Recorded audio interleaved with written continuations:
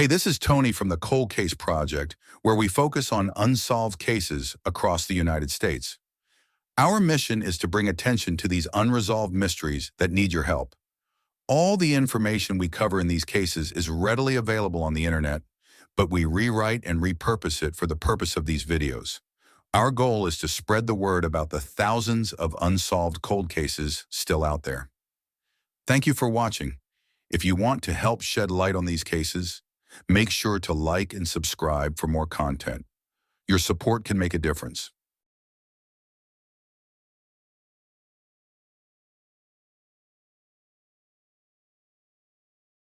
In the chill of late December 1995, 14-year-old Jessica Kinsey vanished, leaving behind a trail of unanswered questions and unresolved suspicions. The small town of Union, Missouri, was unaccustomed to high-profile missing persons cases, but when Jessica failed to return home after Christmas, it became clear that something had gone terribly wrong. Jessica was last seen in the company of 23-year-old Jimmy Hopkins, a man far too old to be romantically linked to a young teenager still in middle school. Descriptions of Jessica paint a picture of an innocent girl, 5 feet 5 inches tall, 160 pounds, straight brown hair, hazel eyes, and glasses. She had a scar on the inside of her left forearm near her elbow, and it was rumored she may have had a tattoo on her neck with the word Capone. On the day she disappeared, she was wearing a green leather jacket, green jeans, a sweatshirt, and black tennis shoes. Jessica was spending her Christmas break at a friend's house and had promised to call her mother at 5 p.m. to let her know if she would be home for dinner. That call never came. By the time her mother realized something was wrong, Jessica was already out of state, taken by Hopkins in a stolen car with plans that would never come to fruition. Hopkins had arranged for a man named Mark Henderson to drive them out of Missouri, allegedly with the intention of reaching Niagara Falls to get married. Henderson later recalled that Jessica sat in the back seat with her head down, eerily silent. They traveled through Indiana, where they checked into the Dollar Inn Motel in Cloverdale. Henderson booked a separate room, while Jessica and Hopkins shared one next door. That night, Henderson reported hearing disturbing noises, loud thumps against the wall, sounds consistent with a struggle or violence. When he knocked on the door to check, Hopkins dismissed the noises, saying they were the result of rough sex. By morning, Jessica and Hopkins were gone, as was Henderson's blue two-door Chevy Cavalier. The car was reported stolen later that day. What followed was a bizarre and unsettling journey across state lines. Hopkins pawned his grandmother's wedding ring in Paris, Tennessee, a mere 300 miles from where Jessica was last seen. Then, less than 2 weeks later, the stolen Chevy was found abandoned in Compton, California. It was a troubling development, as the area was known for its high crime rates, gang activity, and dangerous underworld. Witnesses near the location of the abandoned vehicle reported seeing a girl resembling Jessica in the company of Hopkins, but that was the last potential sighting of her. Hopkins resurfaced back in Missouri, where he gave conflicting accounts about Jessica's whereabouts to both police and his family. His behavior was erratic, his explanations suspicious. Law enforcement initially treated Jessica's disappearance as a runaway case, but as more details emerged, it became evident that she had not left voluntarily. Her friends and family vehemently denied any suggestion that she had run away with Hopkins. They described Jessica as a naive girl who didn't think of people as bad, a child who had likely been manipulated into leaving with a man who had no business being near her. Years passed with no new leads, and Jessica's case turned cold. Then, in 2005, a police chief in Union had an informal conversation with Hopkins. That brief interaction was enough to convince the officer that Hopkins had killed Jessica. No evidence surfaced to prove it, but it was a gut instinct based on years of investigative experience. However, any chance of justice being served ended in April 2008 when Hopkins fatally shot his wife in Joplin, Missouri, before turning the gun on himself. The man who likely held the answers to Jessica's disappearance took them to his grave. With Hopkins dead, Jessica's case remains open but stagnant. Her mother, Mary Klein, held a memorial service for her daughter in 2006, unable to wait indefinitely for answers that seemed unlikely to come. Despite the passage of time, law enforcement still hopes that someone with knowledge of the case will come forward. The Union Police Department remains the primary agency handling Jessica's disappearance, and any information, no matter how small, could be the key to finally uncovering the truth. Jessica Kinsey's story is one of loss, heartbreak, and justice denied. She was a child who never got to grow up, a girl whose fate may never be fully known. But for those who remember her, the hope for answers and for her to finally be found will never fade.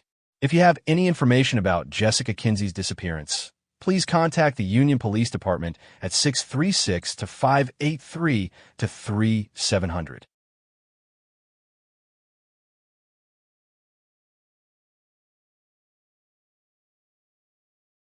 Marilyn Nikki Macau was born on January 6, 1973, in Richmond, Indiana.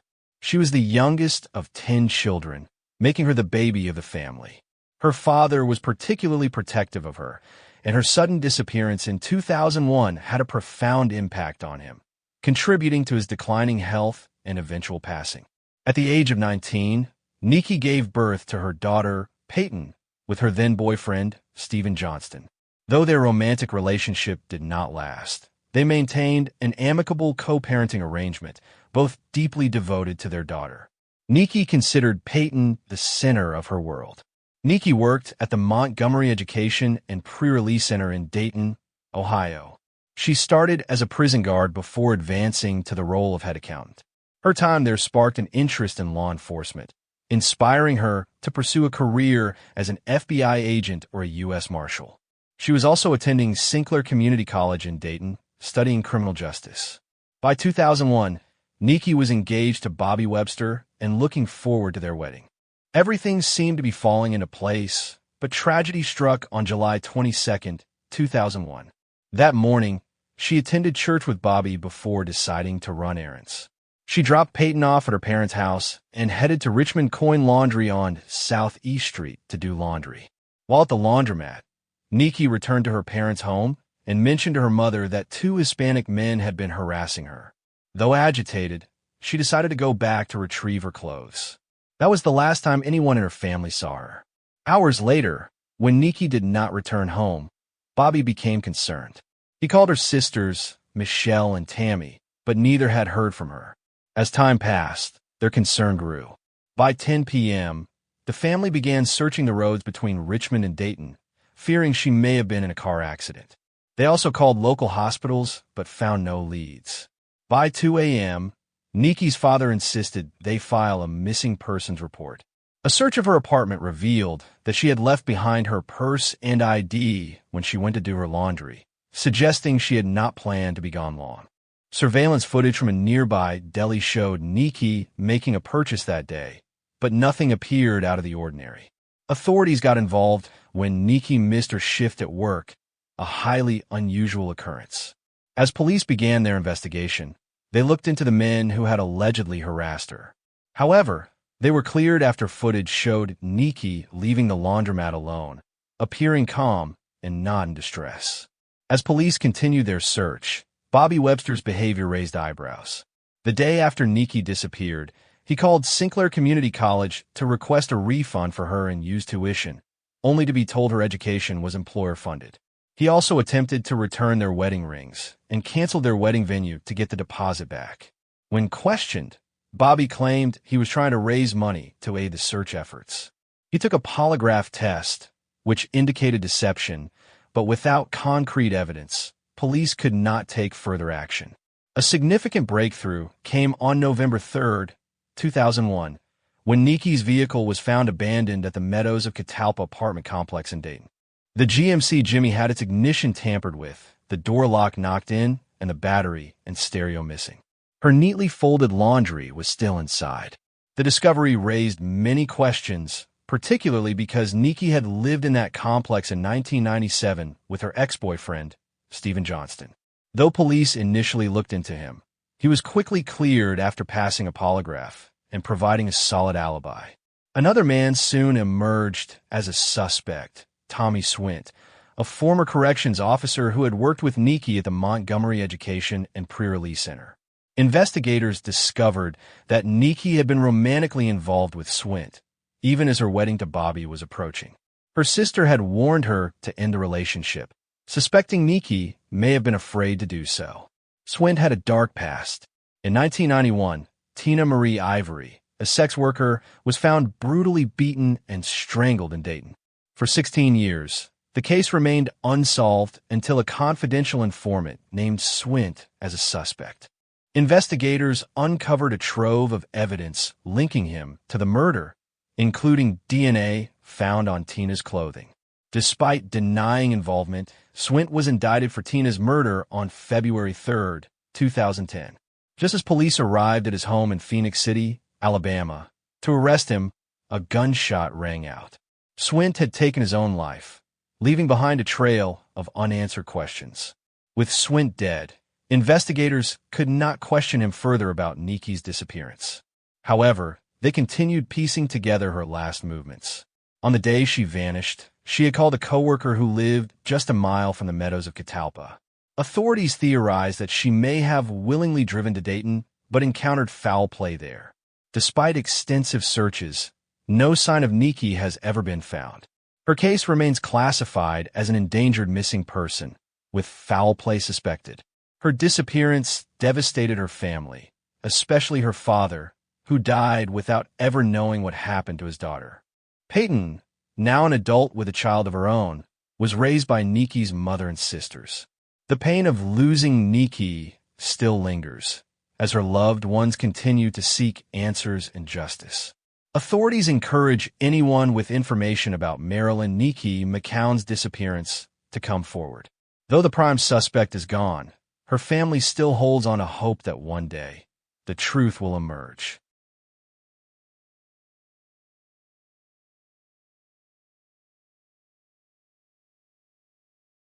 It was a quiet summer afternoon on June 15, 1993, when Daisy Marshall vanished from her home in the 200 block of East Tennessee Street in Evansville, Indiana. No struggle was heard, no signs of forced entry, and no immediate alarms were raised.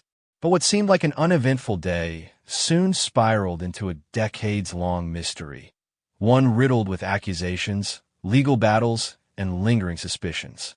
Daisy Marshall, a spirited and independent woman, had recently divorced her husband, Gary W. Head, in January 1993 after a tumultuous 3-year marriage. However, by April of that year, the couple found themselves living under the same roof once more. Whether this arrangement was an attempt at reconciliation or a matter of convenience remains unclear. What is known is that tensions simmered beneath the surface. On that fateful day in June, Head later claimed he had fallen asleep at 2 p.m. and, upon waking just 30 minutes later, found that Daisy was gone. According to him, this was not an unusual occurrence. He insisted she had disappeared for short periods before and expected her to return. But this time was different. Daisy Marshall never came back. In the days following her disappearance, the pieces of an unsettling puzzle began to emerge. Daisy's black Corvette, an unmistakable vehicle that was a source of pride for her, remained parked at the residence, yet it was Head who continued driving it. Even more peculiar, all of Daisy's personal belongings, including her purse and jewelry, were left behind. Her adult daughter, growing increasingly alarmed, reported her missing on June 29th. It wasn't just the lack of communication that was concerning. It was that Daisy had missed an important family gathering on Father's Day. Those who knew her best insisted she would never voluntarily vanish without a trace. Authorities soon discovered another chilling detail. Daisy had quit her job at a local tavern just one day before her disappearance. That same day, a delivery had arrived at the bar, a dozen roses with a card simply reading Daisy. She had promised to pick them up, but she never did. Who sent the flowers? Was it a gesture of love, regret, or something more sinister? In early July, just weeks after Daisy's daughter reported her missing, Gary Head abruptly left Evansville. His departure was swift and without explanation. By the time authorities began to piece together the details of Daisy's disappearance, Head had resurfaced in Orlando, Florida. His timing was suspect, and it raised even more questions. Was he fleeing something, or was he simply moving on? Years passed with little progress in the case. Then, in 1998, Evansville authorities took a bold step. They charged Head with Daisy Marshall's murder. Despite the absence of a body or direct physical evidence, the prosecution believed they had built a compelling case. The motive, they argued, stemmed from bitterness over the divorce. Marshall had walked away with most of the couple's assets, leaving Head resentful. Witnesses came forward with damning testimony, alleging that Head had sought to have his ex-wife killed. One coworker claimed that, in the spring of 1993, Head had offered him $30,000 to carry out the murder. Others recounted how he had openly discussed ways to dispose of Daisy's body, chilling revelations that painted a dark picture of the man at the center of the case. But the courtroom battle was far from straightforward. In January 1999, Head's first trial ended in a mistrial due to evidentiary issues. The prosecution quickly regrouped, determined to secure a conviction. However, the second trial, held in March of that same year, faced significant hurdles. Without physical evidence or eyewitnesses to a crime, the case rested on circumstantial evidence and the character portrayals of both Head and Marshall. The defense countered the prosecution's claims by portraying Marshall as emotionally abusive and Head as a loving, if misunderstood, husband. More crucially, they cast doubt on whether Marshall was even deceased, suggesting she may have left of her own volition. In the absence of conclusive proof, the jury deliberated for 6 hours before reaching a verdict. Gary Head was acquitted of all charges. Despite his acquittal, Gary Head remains the prime suspect in the disappearance of Daisy Marshall. He has never publicly provided an alternate theory as to what happened that summer afternoon in 1993, nor has anyone come forward with credible evidence of Marshall being alive.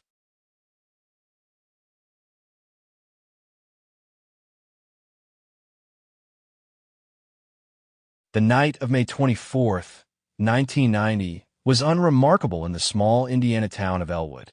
The sun had long since dipped below the horizon, casting the rural community into a quiet lull. But for 24-year-old Teresa Wisner, the night would mark the beginning of a mystery that has remained unsolved for more than 3 decades. Teresa was last seen alive that night. Her husband, James Wisner, would later tell authorities that she left their home around 9:30 p.m. It wasn't unusual for Teresa to step out for a bit, but this time, she never returned. At 10 p.m., she made a phone call from Roxy's Airport Inn, a local bar. What was said during that call remains unknown, but it was the last known contact she had with anyone before vanishing without a trace. Around 10:30 p.m., 2 men driving down Indiana Highway 37 noticed something unusual, a woman walking along the roadside. She matched Teresa's description. A man in a car was driving alongside her, hurling obscenities before speeding off. Though they couldn't confirm the woman's identity, the encounter would prove to be one of the last known sightings of Teresa Wisner. 2 days later, Teresa's car, a gray 1979 Toyota Celica, was found abandoned along the same highway where the witnesses had seen the woman. The vehicle had a flat tire. There was no sign of Teresa. Investigators suspected the car might have been dumped there to mislead them, but without physical evidence, there was little they could do. One of the witnesses later noted that the car abandoned on the highway looked and even sounded like the vehicle he'd seen the night Teresa disappeared. It was a chilling connection, but without further leads, the case went cold. Teresa was a devoted mother to her young son. Those who knew her said she would never willingly abandon her child. At the time of her disappearance, she had been married to James Wisner, but their relationship was crumbling. She had confided in her parents, Walter Sonny, lawyer, and Wilma lawyer, about her troubled marriage and her plans to leave James. She had even gone as far as to tell them that she was seeking a divorce. The situation at home had grown tense. Teresa had just started a new job at a finance company in Carmel, Indiana, a fresh start of sorts. She seemed optimistic about her future. But James, on the other hand, was reportedly unwilling to let go. In the days leading up to her disappearance, he had pleaded with her parents to help him convince Teresa to stay. They refused. They believed their daughter should make her own choices, and they supported her decision to leave if that's what she wanted. After Teresa disappeared, her parents' suspicions of James only grew. A few days later, when they visited the Wisner home, they noticed an overwhelming stench coming from inside. They mentioned it to James, but he brushed off their concerns. Then there was the concrete. Around the same time, James reportedly poured fresh concrete in his basement.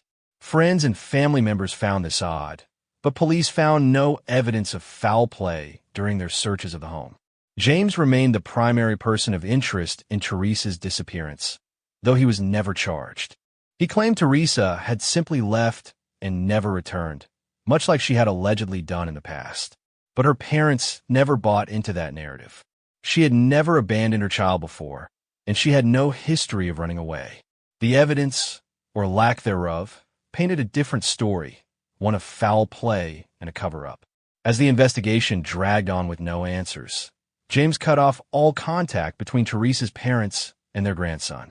They had been a significant part of the child's life, but now they were suddenly shut out. Suspecting that James was trying to erase Teresa's memory altogether, they fought back. In 1991, they went to court seeking visitation rights to see their grandson. James contested the request, arguing that since Teresa was not legally declared dead, the law did not apply.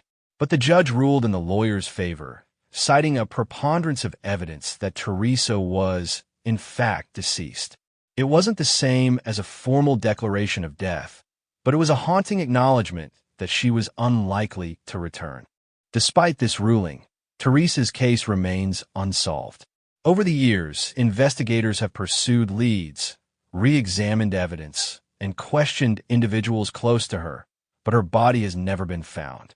The whispers of what might have happened to her, of domestic violence, of a hidden burial site, have never faded from the community's memory. James Wisner continued on with his life. He remarried, moved forward, and distanced himself from Teresa's case.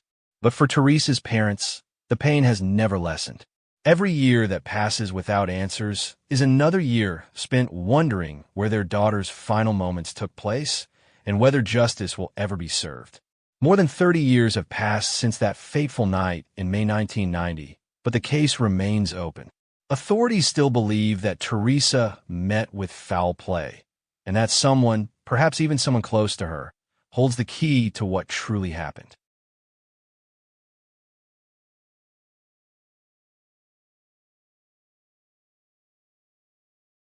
On the evening of March 21, 2011, Proma Paul, a respected ophthalmologist in Munster, Indiana, wrapped up another routine day at her office. She left work at approximately 5 p.m. and made her customary stop at First Financial Bank to deposit earnings from the day. After completing her transaction, she vanished without a trace. Her disappearance was initially perplexing. Proma was known for her diligence and responsibility, both in her professional and personal life. The following morning, when she failed to appear at the hospital for her scheduled rounds, concern quickly escalated. Calls to her home went unanswered, and attempts to reach her at the office yielded no response. Her abrupt absence raised immediate red flags among colleagues and family members. Promala's car, a gold 2001 Toyota RAV4, also vanished along with her. Neither the vehicle nor its license plate numbers, DW2031 and 6LHZ319, have ever been located. Authorities were baffled, as there were no immediate signs of forced entry at her home, nor did it appear that she had made any plans to leave town voluntarily. No significant financial transactions were detected beyond her regular banking habits, and she had not left any indication of an impending departure. Her son, Proma Paul, had moved in with her not long before she went missing. He was known for his troubled past, including a history of legal issues and volatile behavior. Shortly after Promala's disappearance, Proma abruptly left town and surfaced at the U.S.-Mexico border in San Isidro, California, on March 26, 2011. He attempted to cross into Mexico on foot, carrying no belongings. Authorities detained him, and when questioned about his mother, he provided no information about her whereabouts or how he had traveled to the border. Suspicion surrounding Proma deepened as investigators probed into his past. His behavior was erratic, and he was known to have exhibited violent tendencies, even towards his mother. Despite repeated questioning, he refused to disclose any details about her fate. When investigators searched Promala's home, they discovered evidence suggesting foul play.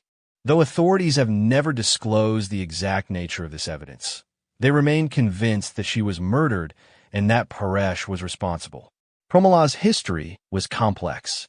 She had been embroiled in a decades-long, contentious legal battle with her ex-husband, Shashi Damon Paul, a pediatrician with whom she shared 3 sons. Their divorce, filed in 1991 and finalized in 1995, was fraught with allegations of dishonesty, asset concealment, and legal maneuvering. Promala had hired and dismissed at least 17 attorneys over the years in her quest to secure a fair division of assets. Despite these bitter disputes, investigators ruled out Shashi and their other 2 sons as suspects in her disappearance. Paresh, on the other hand, remained a person of interest.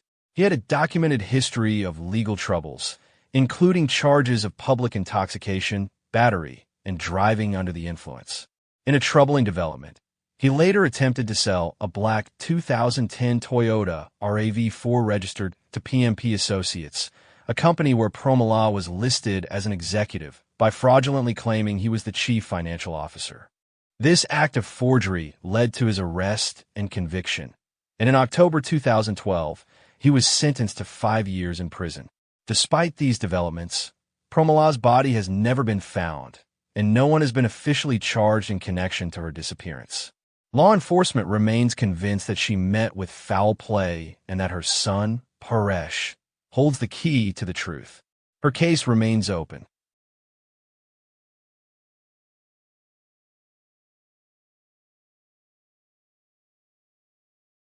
On the early morning hours of April 15, 2013, 24-year-old Jennifer Masker placed a frantic call to her mother. It was around 4:30 a.m., and she sounded scared. She told her mother that 2 men had come at her wrong and that she was heading towards Emerson Avenue and 21st Street to meet her boyfriend. Those words would be the last anyone ever heard from Jennifer. After that call, she vanished, leaving behind a life filled with turmoil, but also a family that loved her and desperately sought answers. Jennifer's disappearance came at a time when her life was already in a precarious state. Just the day before, she had been involuntarily committed to a hospital following a possible drug overdose. It wasn't the first time she had struggled with substance abuse. Her addiction had taken hold of her life, but despite her personal battles, she remained devoted to her 2 children. Her youngest son, born just 2 months before her disappearance, was still in the neonatal intensive care unit due to being born prematurely and drug-dependent. Despite her struggles, Jennifer was committed to visiting her infant son regularly. Following her release from the hospital, Jennifer went to stay with a cousin. But tensions arose, leading to an argument, and she left the residence. Where she went from there is unclear, but that final phone call suggests she was trying to make her way to her boyfriend, a man who had been a destructive force in her life. Jennifer's relationship with her boyfriend was volatile and violent. Just days before she disappeared, he had been arrested for brutally assaulting her, leaving her in the hospital. Her family later revealed that this was not an isolated incident. Jennifer had suffered repeated abuse at his hands, including broken bones. He had also been the source of her drug supply, further deepening her struggles with addiction. When questioned about Jennifer's disappearance, the boyfriend claimed to have no knowledge of what happened to her. However, investigators believed he was withholding information. Given his history of violence toward Jennifer, he was an obvious person of interest, but without concrete evidence. No charges were ever filed against him in connection to her disappearance. Jennifer's case is further complicated by the environment in which she lived. Many of the people in her social circle were involved in the drug scene, making them reluctant to speak with law enforcement. Investigators encountered significant resistance from potential witnesses, many of whom either claimed to know nothing or outright refused to cooperate. This silence has left Jennifer's case stuck in limbo for more than a decade. Although police initially stated there was no concrete evidence of foul play, Both law enforcement and Jennifer's family have come to believe she was likely abducted, possibly by someone she knew. Her loved ones insist that no matter what struggle she faced, it was completely out of character for her to disappear without a trace, especially while her infant son was still in the hospital. As the years have passed, hope for Jennifer's safe return has diminished. Detectives working the case now believe she is deceased. Without a body, a suspect, or any major breakthroughs, her disappearance remains one of Indianapolis' lingering mysteries. Her family continues to push for answers, refusing to let Jennifer become just another forgotten name in a long list of missing persons.